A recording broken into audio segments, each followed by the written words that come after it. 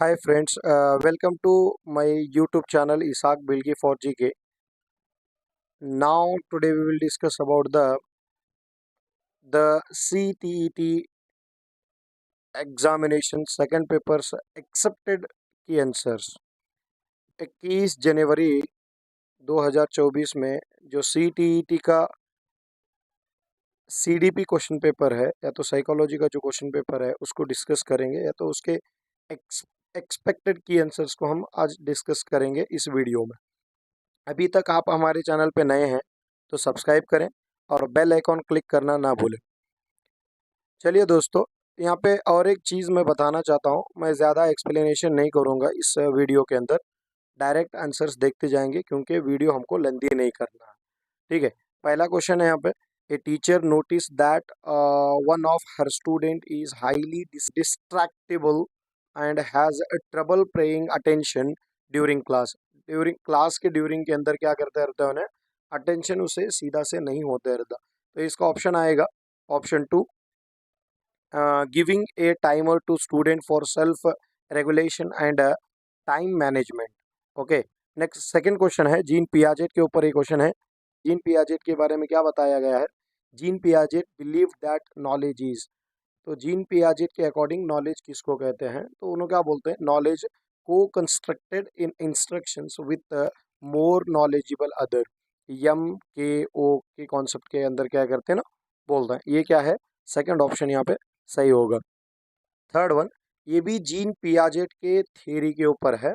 तो यहाँ पे जीन पियाजेट क्या बता रहे हैं, नंबर्स के बारे में। जो अननोन नंबर है उन नंबर्स के बारे में हमारे अंदर जो डेवलप होता है वो कहाँ पे, ये सारी चीज़ें क्या है, हमने को यहाँ पे दो दो ब्लैंक्स दिया हुआ है। उस दो ब्लैंक्स का आंसर थर्ड का जो ऑप्शन है आंसर होता है वो two, former operational stage algebra and calculus बोलकर। ठीक है। नेक्स्ट फोर्थ क्वेश्चन की तरफ चलें।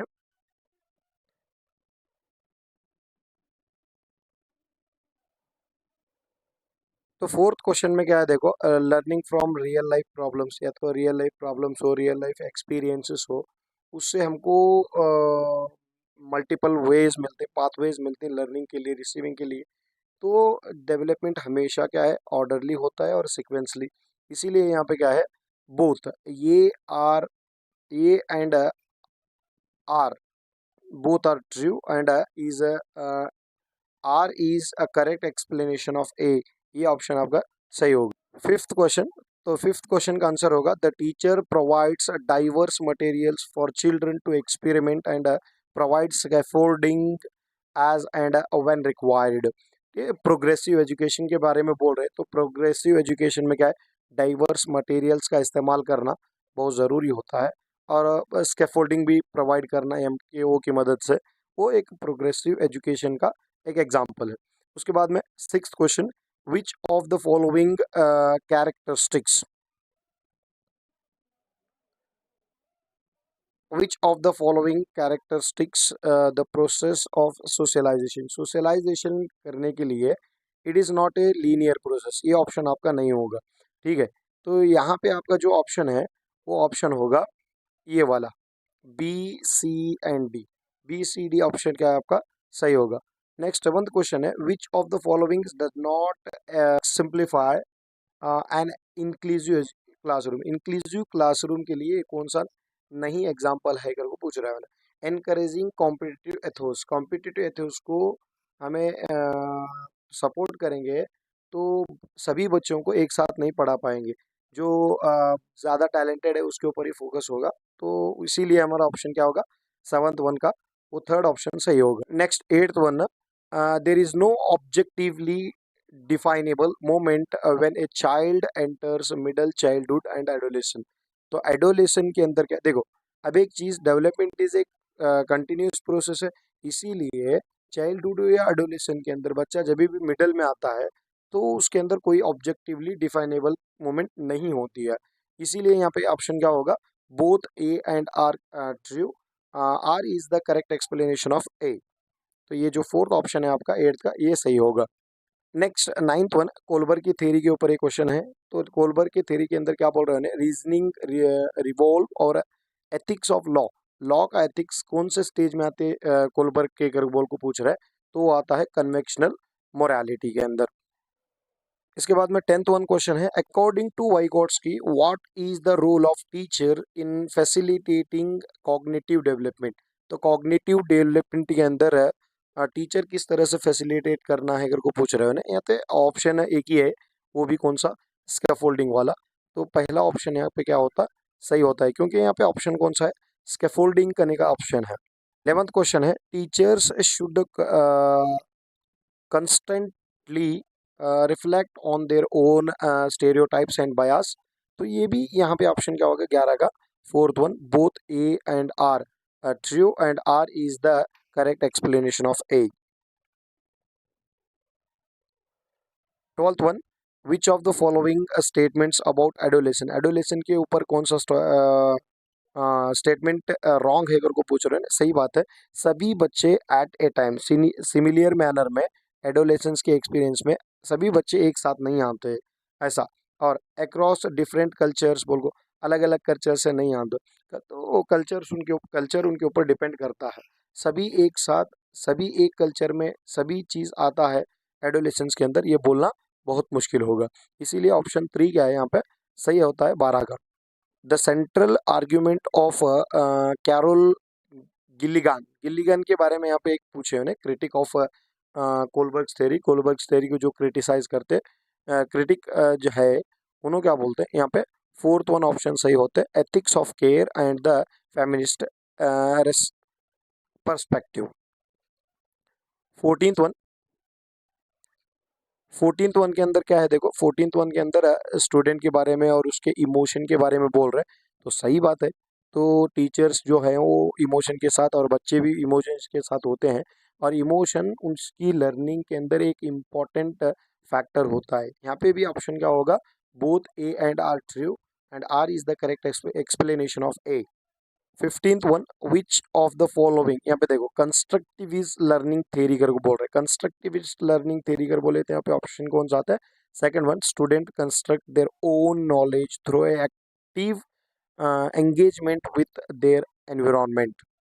उसके बाद में 16th वन, सुजाता पार्टिसिपेट, तो सुजाता यहाँ पे क्या करती है, पार्टिसिपेट कर रही किसके लिए, कोई भी एक्टिविटी करने के लिए पार्टिसिपेट कर रही है, या तो कंपटीशन के अंदर पार्टिसिपेट कर रही है सिर्फ जीतने के लिए। क्या जीतने के लिए, प्राइज, वो भी कौन सा प्राइज, कैश प्राइज। तो ये एक्सट्रिंसिवली मोटिवेशन है, मतलब एक्सटर्नल मोटिवेशन है, उसको हमें एक्सट्रिंसिकली मोटिवेशन कर को भी पुकारते हैं। ठीक है, बाहर वाला जो मोटिवेशन है, अंदर वाला नहीं। ठीक है,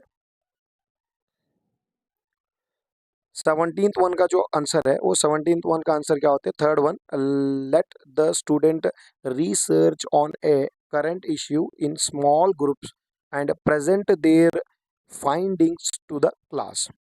अब देखो 18th one, work is progress portfolio are the effective tool for a formative assessment because करके पूछ रहा है। ठीक है, यहाँ पे ऑप्शन क्या होते हैं, ए बी डी, सी वाला ऑप्शन यहाँ पे नहीं होगा, याद रखा है, क्योंकि ये फाइनल प्रोडक्ट नहीं है, ये ऑप्शन नहीं होता। इसीलिए हमें क्या करते हैं, ए बी डी, थर्ड वाला ऑप्शन क्या करते हैं, चूज करते हैं 18th वन।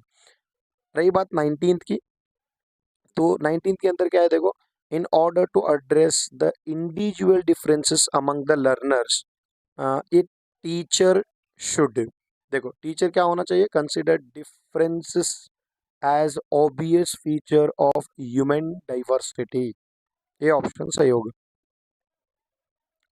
अब देखो यहाँ पे लीव वाइगोट्स्की के बारे में है, जोन ऑफ प्रॉक्सिमल डेवलपमेंट किस तरह से होता है, क्या इंटरेक्ट क्यों होता है बच्चा, किस तरह से एक्सपीरियंस जिसके साथ है। उसके बाद यहाँ पे एक चीज़ क्या है, मेन इंपॉर्टेंट चीज़ क्या है, MKO, मोर नॉलेजेबल अदर, जिसके पास एक्सपीरियंस ज़्यादा है, नॉलेज ज़्यादा है, बच्चा उससे सीखता है, और वो भी जोन ऑफ प्रॉक्सिमल डेवलपमेंट के विद इन, मतलब उसके अंदर। ठीक है, कन्फ्यूजन कर लेने की कोई ज़रूरत नहीं है। ये एक्सपेक्टेड क्वेश्चन पे की आंसर्स हैं, तो इसको क्या है, फाइनल की आंसर आए तक वेट करना तो है ही हमना को, तो लेकिन जब तक हमको जो मोस्ट एक्सपेक्टेड का आंसर है उसको देखने की कोशिश करना है। तो आप ये देख रहे हैं, ये भी सही है, और आपके जितने भी फ्रेंड्स हैं उनको भी इसको शेयर करने के लिए कहे, ताकि हमारा हौसला इसी तरह बढ़ा रहे। उसके बाद में यहाँ एक क्वेश्चन है, क्या है, लोग ऐसा है कि पढ़ते जब ऐसा अगर क्या है, कभी भी हम सर पकड़ के पढ़ रहा है, या तो आँख को पढ़ते जब क्या है, आँख में उसे कन्फ्यूजन हो रहा है लेटर्स में, देखने में सही से नहीं हो रहा, तो ये उसका एक विजुअल प्रॉब्लम है। ये कौन सा डिसऑर्डर है उसका? विजुअल प्रॉब्लम्स कर को पुकारते हैं हमें उसे। ठीक है, उसके बाद में 22 का जो आंसर है, क्रिटिकल क्वेश्चंस। ओके, यहाँ पे क्या बोल रहे थे? How much and in what ways are various gender represents in textbooks and medias would encourage करके बोल रहे हैं। तो सही बात है, हमारे टेक्स्ट बुक में वो जो भी फोटोज वगैरह आए रहते, जो भी जेंडर रिप्रेजेंट करते हैं, उसको हमें क्या बोलते हैं? क्वेश्चनिंग जेंडर स्टेरियोटाइप्स करने का ऑप्शन को हमें चूज करना चाहिए।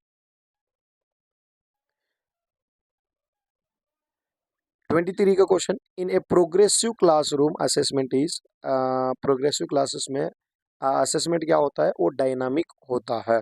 ठीक है, नेक्स्ट यहाँ पे क्या बोल रहे हैं? देखो, एक बच्चा क्या करते, क्वेश्चन करते, बच्चे को हमें क्वेश्चन करना है, तो बच्चे के अंदर किस तरह का लर्निंग आउटपुट आया है, एनालाइज का इंफॉर्मेशन को एनालाइज कैसा करते बच्चा करने का, हमें अगर किसी क्वेश्चन से पहचाना है तो क्या करेंगे? देखो, यहाँ पे पहले में व्हाट है, दूसरे में थर्ड में वू है, और फोर्थ में क्या है? वाट है। लेकिन यहाँ पे जो हाउ करने का क्वेश्चन है, ये एनालाइज इंफॉर्मेशन के लिए इंपॉर्टेंट वर्ड। हाउ, कैसे, बोलो, बताओ। तो ये सारी चीजें क्या करती हैं यहाँ पे? सेकंड ऑप्शन सही होता है 24 का। नेक्स्ट 25 का, 25 का जो आंसर है वो both A and R true, but R is not the correct explanation of A. क्यों सर नॉट ही नहीं है कर को बोल रहे हैं ना? एक्सप्लेनेशन, एक्सप्लेनेशन क्यों नहीं सही है? देखो, पहला वाला जो क्वेश्चन है वो टीचर की टास्क के ऊपर बात कर रहा है, या तो डायरेक्शंस के ऊपर बात कर रहा है, लेकिन जैसे ही बात आती नीचे के ऑप्शन की, यहाँ पे आईक्यू की बात कर रहा है, इंटेलिजेंस जो क्वेश्चन है उसके बारे में बात करें, इसीलिए ऑप्शन क्या कर, A option, A and R both are true, but R is not a correct explanation of A. 26 का जो क्वेश्चन है, which of the following describe the mastery goal orientation. Mastery goal orientation तुम्हारे अंदर आना है, तो तुम्हें तुम्हारे स्किल्स को इम्प्रूव करना है, और ऊपर से वो टास्क को अच्छी तरह से अंडरस्टैंड करना है। ठीक है, 27 का जो क्वेश्चन है, हमें हर चीज़ को याद रखने के लिए क्या करनी चाहिए?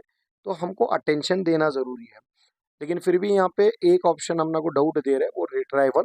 फिर भी इसको मैं क्या करता हूँ, ग्रेस में तो नहीं रखता, 99% मुझको अटेंशन आंसर लग रहा। 28 क्वेश्चन जो इंक्लूसिव क्लासरूम के बारे में है, तो यहाँ पे ऑप्शन क्या होते हैं? 28 का two, A is true but R is false totally. 29 का डिसलेक्सिया इज, ये तो सब लोगों को पता है। डिसलेक्सिया क्या है? डिसलेक्सिया साउंड में प्रॉब्लम होने वाला एक प्रॉब्लम है। ठीक है, वो भी कैसा? न्यूरोलॉजिकल, मतलब जो नसों के मामले में है, वो क्या है? वो साउंड के प्रॉब्लम को हमें क्या है? डिसलेक्सिया कर को पुकार दो। ठीक है, नेक्स्ट एलिमेंट्री एजुकेशन में जो सेल्फ कॉन्सेप्ट करने का, जो एकेडमिक सेल्फ कॉन्सेप्ट करने का जो क्वेश्चन है, इसका जो आंसर आता है, rewarding autonomy and initiative in the students, ये 30 का टू आता है। तो ये फास्ट आंसर्स करने का एक मकसद है, क्योंकि ज़्यादा टाइम भी नहीं लेना है, और एक्सप्लेनेशन एक दिन इसको हम क्या करेंगे? डिटेलली पहचानने की भी कोशिश करेंगे। ठीक है, अब फिलहाल के लिए जितने जितने क्वेश्चन सही हुए हैं सब लोग देखो और कमेंट करो। हमारे चैनल को ज़्यादा शेयर करें। फिर मिलेंगे अगली वीडियो में, तब तक के लिए अल्लाह हाफिज़, जय हिंद।